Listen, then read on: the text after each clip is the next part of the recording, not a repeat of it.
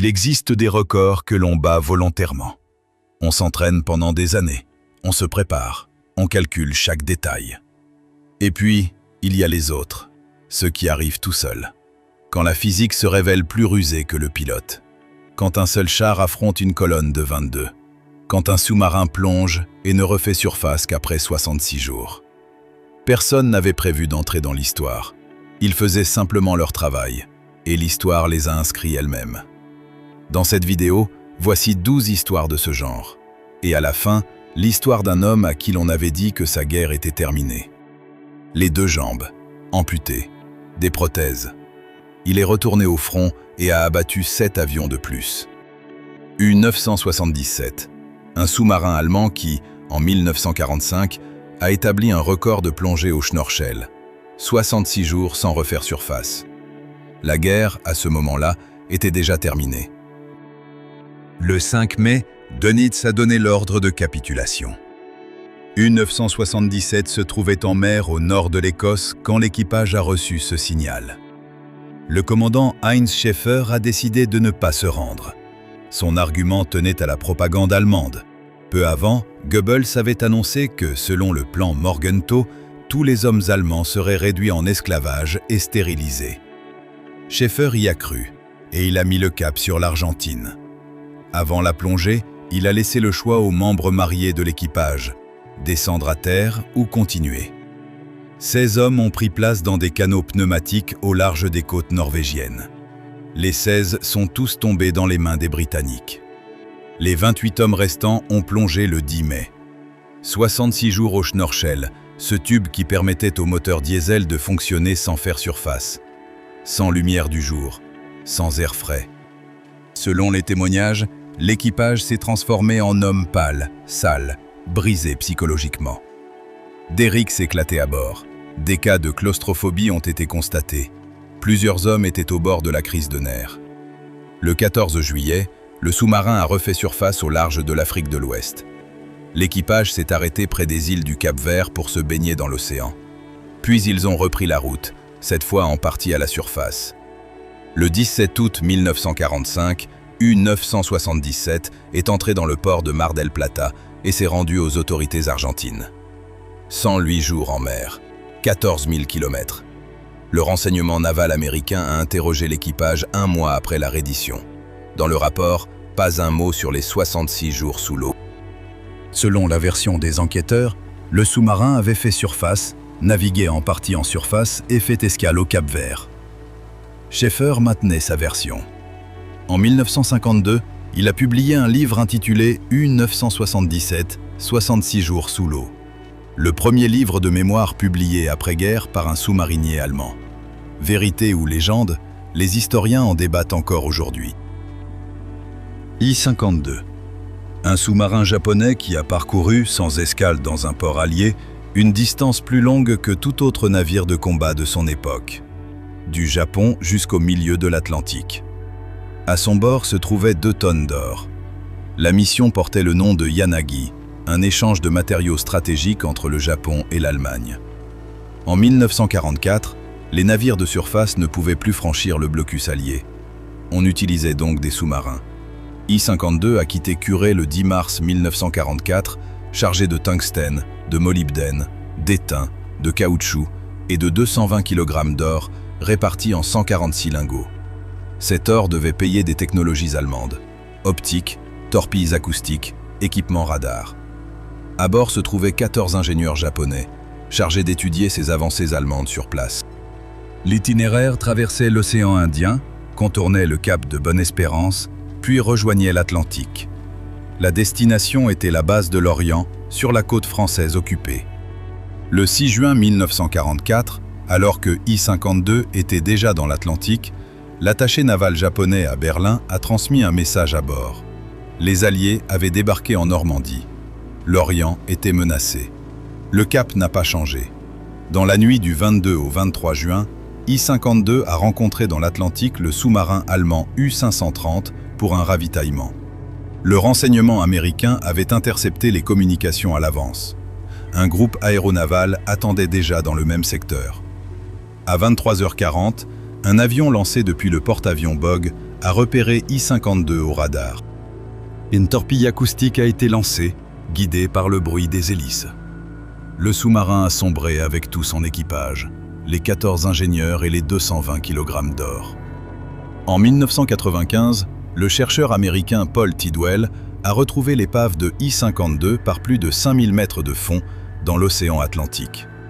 L'or s'y trouve toujours. Char B, 1 heure. Un char lourd français qui, le 16 mai 1940, a établi un record que ne battra aucun autre char de cette guerre. 140 impacts en un seul combat, et pas une seule perforation de blindage. Vers 5 heures du matin, une compagnie du 8e régiment de chars allemands occupait une position d'embuscade le long de la rue principale du village de Stone. La veille, le village avait changé de main plusieurs fois, une hauteur stratégique sur la route de Sedan. Les Allemands attendaient une contre-attaque française. Quand un char vert et trapu est apparu au coin de la rue, il n'y a plus eu le temps de réagir. C'était le char B 1 bis heure, commandé par le capitaine Pierre Billotte. Le conducteur servait en même temps de tireur pour le canon de 75 mm logé dans la caisse. Le premier coup a détruit le char qui fermait la colonne, le second, celui qui l'ouvrait. La colonne s'est trouvée bloquée dans la rue étroite. Billotte a détruit méthodiquement un véhicule après l'autre. Les obus allemands frappaient le blindage et ricochaient. Le blindage de 60 mm résistait aussi bien aux canons allemands de 37 mm qu'à ceux de 75 mm. En un seul combat, Eure a détruit 11 Panzer III et 2 Panzer IV, ainsi que 2 canons anti-chars. Après le combat, l'équipage a compté 140 impacts sur le blindage. Heinz Guderian lui-même a raconté cet épisode dans ses mémoires. Il avait tenté d'arrêter le char B1 avec un canon anti-char capturé. Tous les obus ont ricoché. Le 13 juin 1940, Eure a été mis hors service, mais pas à cause des obus allemands. Le train de roulement avait lâché. L'équipage a détruit le char lui-même. HMS Campbelltown. Le seul navire de l'histoire à avoir accompli sa mission de combat 10 heures après que son équipage l'avait quitté. Le 28 mars 1942, il a éperonné les portes du bassin de Saint-Nazaire à 1h34 du matin. À midi, il a explosé. Le bassin Normandie de Saint-Nazaire était le seul, sur toute la côte atlantique de l'Europe, capable d'accueillir le cuirassé Tirpitz pour des réparations. Le commandement britannique a fixé un objectif, le mettre hors service. La solution était à la fois simple et absurde. Lancer contre les portes du bassin un vieux destroyer, bourré de 4,5 tonnes d'explosifs, monté sur des détonateurs à retardement. L'équipage devait débarquer et tenter de rejoindre l'Angleterre à bord de vedettes à moteur. Le navire, lui, devait exploser quelques heures plus tard. Campbelltown naviguait sous pavillon allemand. Ses cheminées modifiées le faisaient ressembler à une vedette lance-torpilles allemande. Aux interrogations des projecteurs côtiers, on répondait par des signaux allemands crédibles. Cela a gagné quelques minutes supplémentaires. À 1h22, toutes les batteries côtières ont ouvert le feu.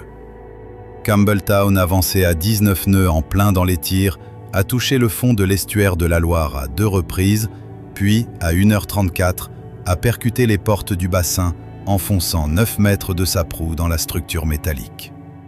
Le commandant Stephen Beatty a regardé sa montre et annoncé « Nous avons 3 minutes de retard ». Les explosifs devaient se déclencher à 4h30 du matin. Les détonateurs à acide ont eu une défaillance. Les Allemands ont fouillé le navire sans trouver les explosifs. Ils avaient été coulés dans le béton, à l'avant. Le matin, officiers et civils sont venus en nombre examiner ce trophée. Un commando britannique capturé était interrogé par un officier allemand qui a fait remarquer que la réparation du bassin ne prendrait pas longtemps. À cet instant précis, Campbelltown a explosé. Le commando a souri et a répondu « Nous ne sommes pas si bêtes que ça ». L'explosion a tué environ 360 personnes, soldats allemands et civils français confondus. Le bassin Normandie est resté hors service jusqu'à la fin de la guerre et n'a repris ses activités qu'en 1948. Le Tirpitz n'est jamais sorti dans l'Atlantique. USS Lafay, un destroyer américain qui a subi en un seul combat plus d'attaques kamikazes que tout autre navire de l'histoire de la Seconde Guerre mondiale. 22 attaques en 80 minutes, et il n'a pas sombré. L'Afei occupait le poste de piquet radar numéro 1, la position la plus dangereuse parmi les 16 qui entouraient Okinawa. À 30 000 nautiques au nord de l'île, seul en pleine mer.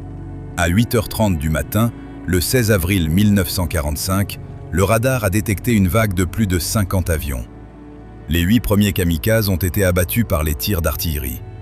Puis a commencé ce qu'un historien naval des États-Unis a qualifié plus tard de probablement l'attaque la plus intense jamais subie par un seul navire durant toute la guerre. En 80 minutes, 6 avions ont percuté le navire. 4 bombes ont touché leur cible. La partie arrière a été presque entièrement détruite. Le système de gouverne s'est bloqué. Plusieurs servants de pièces sont morts à leur poste en continuant de tirer jusqu'au dernier instant.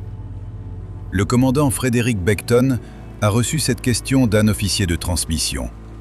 Faudra-t-il abandonner le navire? Beckton a répondu « Jamais, tant qu'un seul canon pourra encore tirer. » Un guetteur posté à côté de lui a ajouté à voix basse « Et tant qu'il restera un homme pour le servir. » Sur les 336 hommes d'équipage, 32 sont morts et plus de 70 ont été blessés. L'Afei n'a pas sombré. Il a été remorqué jusqu'à Okinawa, puis a rejoint par ses propres moyens Tacoma dans l'État de Washington en traversant le Pacifique. Aujourd'hui, il sert de navire-musée en Caroline du Sud, sous le surnom que lui a donné la marine, le navire qui n'est pas mort. F-14 Tomcat. Le seul avion de chasse à réaction de l'histoire à avoir été abattu par son propre missile lors d'un vol d'essai. Le 20 juin 1973, il s'est écoulé 40 secondes entre la pression sur la gâchette et l'éjection des 2 pilotes.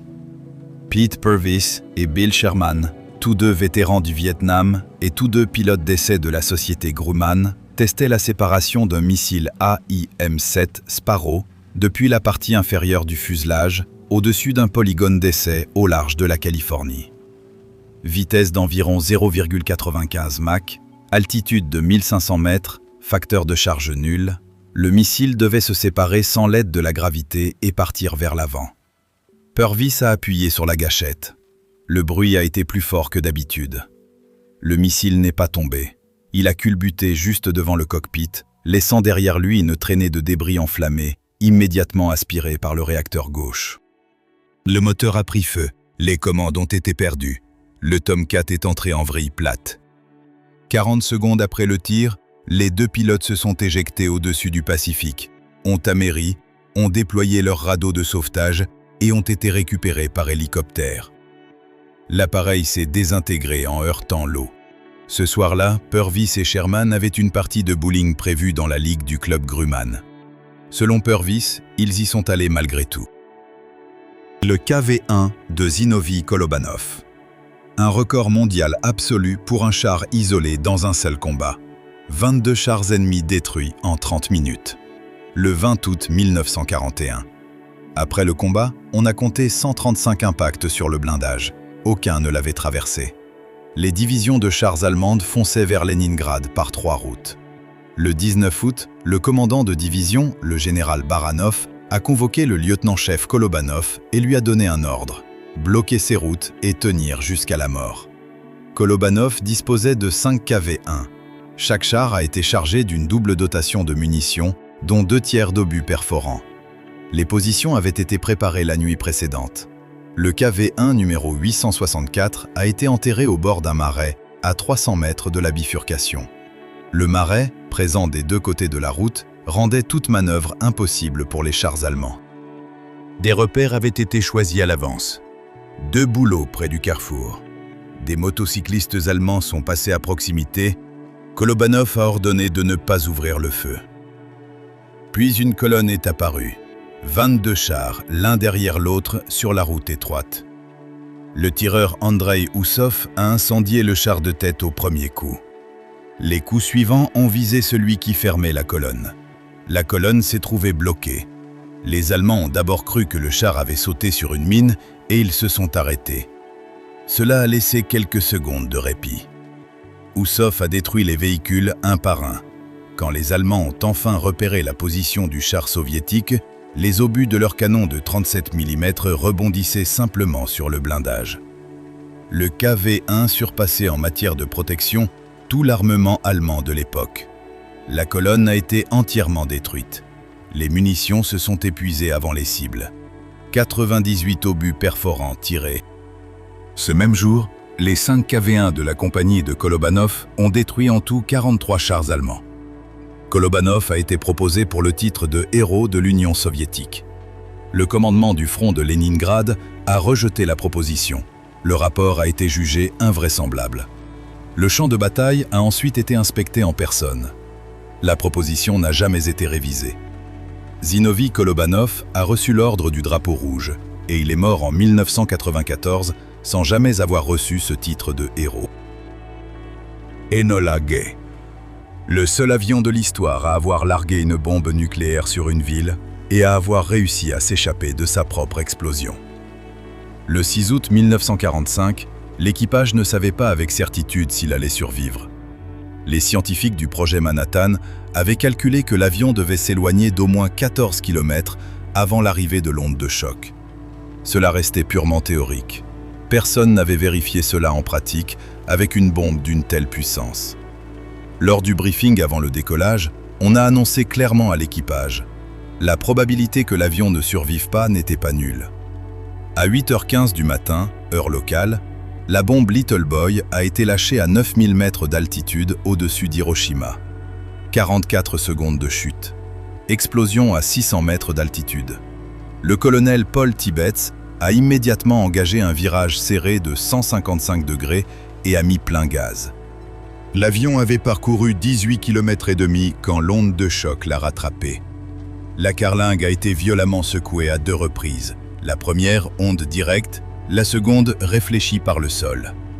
Le mitrailleur de la tourelle arrière, Bob Caron, a eu le temps de photographier le champignon qui s'est levé. Dans ses écouteurs, quelqu'un a murmuré « Mon Dieu, qu'avons-nous fait ?» L'équipage est rentré à la base de Tinian 12h13 après le décollage. Tibbets a été le premier à sortir de l'avion. Sur le terrain l'attendait une foule de plusieurs centaines de personnes. Journalistes, militaires, photographes. Sur place même, on lui a remis la Distinguished Service Cross. Erich Hartmann, le pilote de chasse le plus titré de toute l'histoire de l'aviation mondiale. 352 avions abattus, un record toujours invaincu aujourd'hui. Et pourtant, jamais abattu par l'ennemi en 1404 missions de combat. Hartmann a combattu sur le front de l'Est d'octobre 1942 au 8 mai 1945. 1404 missions de combat, 825 combats aériens, 352 victoires, 345 avions soviétiques et 7 américains, 16 atterrissages forcés, tous dus à des pannes mécaniques ou à des débris des avions qu'il avait lui-même détruits. Jamais à cause des tirs directs de l'ennemi. Sa tactique était celle d'un tireur d'élite, pas d'un duelliste. Hartmann ne s'engageait pas dans de longs combats tournants. Il attendait la bonne position, attaquait depuis l'angle mort, à bout portant, à moins de 100 mètres, d'une seule rafale courte. Si la première passe échouait, il se retirait. Les pilotes soviétiques l'avaient surnommé « le Diable Noir », en référence à la tulipe noire peinte sur le capot de son Messerschmitt Bf-109. Le commandement soviétique avait mis sa tête à prix pour 10 000 roubles. Quand les pilotes soviétiques repéraient ces marques d'identification, ils rompaient immédiatement le combat. Hartmann a abattu son dernier avion le 8 mai 1945, quelques heures avant la capitulation de l'Allemagne. Après la guerre, il a passé 10 ans dans un camp soviétique. Les autorités soviétiques l'avaient accusé de crimes de guerre pour la destruction de 345 avions soviétiques. En 1997, la Russie l'a innocenté à titre posthume de toutes les accusations. Hans Ulrich Rüdel, le seul homme de l'histoire à avoir reçu la Croix de Chevalier aux feuilles de chêne en or, la plus haute distinction militaire, créée spécialement pour lui seul. 519 chars détruits, 2530 missions de combat, abattu ou contraint à se poser 32 fois. Le 8 février 1945, on lui a amputé la jambe sous le genou. Le 25 mars, il était de nouveau dans un cockpit. Rüdel a piloté un avion d'attaque Junkers Ju-87 Stuka sur le front de l'Est. du premier jour de l'opération Barbarossa jusqu'au dernier jour de la guerre. Sa spécialité, la destruction de blindés. Il avait mis au point sa propre tactique, attaquer le char par l'arrière en visant le blindage fin situé au-dessus du moteur. Cela signifiait qu'après l'attaque, l'avion survolait directement le char en flammes, en plein cœur de l'explosion. C'est de là que viennent ces 32 atterrissages forcés. Staline avait personnellement mis sa tête à prix pour 100 000 roubles. Rudel le savait et continuait de voler malgré tout. En novembre 1944, il a été blessé à la cuisse. Il a effectué ses missions suivantes avec la jambe dans le plâtre. Le 8 février 1945, un obus de DCA de 40 mm lui a broyé le pied droit au-dessus de l'Oder. Il a posé l'avion en territoire allemand alors qu'il perdait connaissance à cause de l'hémorragie. C'est son observateur Gaderman qui l'a guidé par radio jusqu'à l'atterrissage. On lui a amputé la jambe sous le genou. Rudel a exigé de reprendre du service. Le 25 mars, 45 jours après l'amputation, il a de nouveau décollé. Jusqu'à la fin de la guerre, il a détruit 26 chars supplémentaires.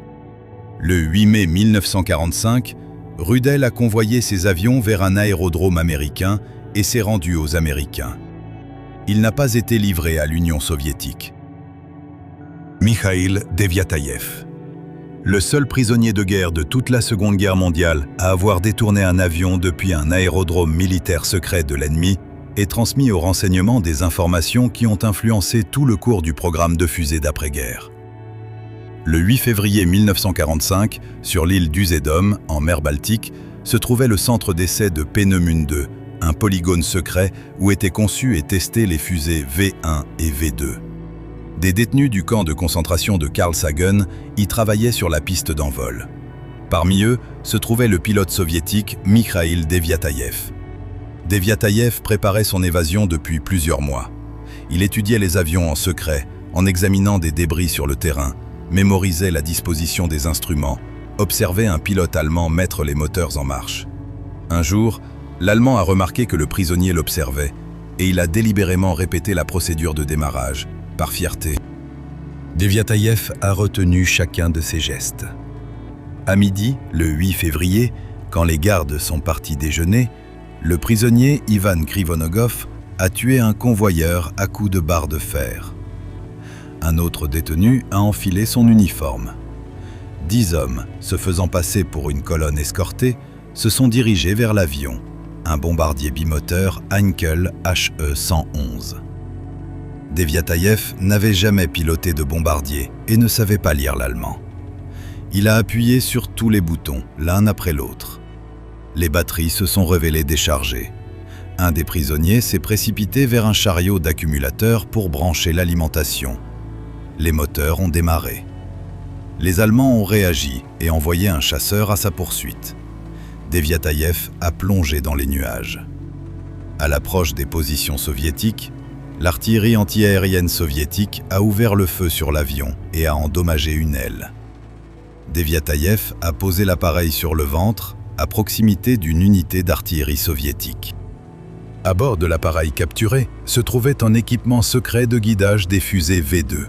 C'était l'avion personnel de l'officier allemand responsable des essais à Peenemünde.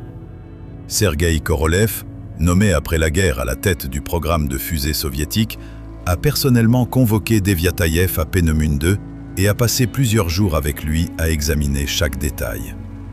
Selon Korolev, ces informations se sont révélées d'une importance capitale. Deviatayev n'a reçu le titre de héros de l'Union soviétique qu'en 1957, après que Korolev eut personnellement obtenu cette décision. Alexei Maresiev, le seul pilote de chasse de l'histoire à avoir officiellement combattu sur des avions de guerre alors qu'il avait les 2 jambes amputées. Il est retourné au front en juin 1943, il a abattu 7 avions allemands de plus. Le 5 avril 1942, son Yak-1 a été abattu au-dessus des forêts de la région de Novgorod, alors occupée par les troupes allemandes. Maresiev a survécu à l'atterrissage, mais ses 2 jambes ont été broyées. Il a rampé pendant 18 jours à travers la forêt hivernale, sans nourriture, les jambes gelées, en s'orientant uniquement au soleil, jusqu'à atteindre un village. À ce moment-là, La gangrène s'était déjà installée. Ses 2 jambes ont été amputées au-dessus du genou. À l'hôpital, il a lu dans un magazine un article sur un pilote qui avait volé avec des prothèses pendant la Première Guerre mondiale. Cela a suffi. Pendant près d'1 an, il s'est entraîné. Il a d'abord réappris à marcher, puis à courir, puis à danser la valse pour retrouver sa motricité. Il a convaincu commission après commission. Il cachait que ses prothèses lui faisaient saigner les moignons. En juin 1943, il a été autorisé à reprendre les vols. Au début, les autres pilotes de son escadrille ne lui faisaient pas confiance. Ils ne savaient pas que Maredsieff n'avait pas de jambes. Quand ils l'ont appris, certains ont refusé de voler comme son ailier. Le 5 juillet 1943, le premier jour de la bataille de Koursk, il a abattu 2 Focke-Wulf 190 et sauvé la vie d'un pilote soviétique qu'un 3e s'apprêtait à achever. Après cela, plus personne n'a eu de questions. Au total, pendant la guerre, Maredsieff a effectué 86 missions de combat et abattu 11 avions, dont 7 alors qu'il volait déjà avec des prothèses. Le 24 août 1943, il a reçu le titre de héros de l'Union soviétique. Quand les journalistes l'appelaient un héros, il répondait toujours « Je ne suis pas un héros, je suis un homme ». Si cette vidéo vous a plu, mettez un like et abonnez-vous à la chaîne. Toutes ces histoires ont un point commun. Leurs héros n'avaient pas prévu d'entrer dans l'histoire. Et c'est précisément pour cela qu'ils y sont restés.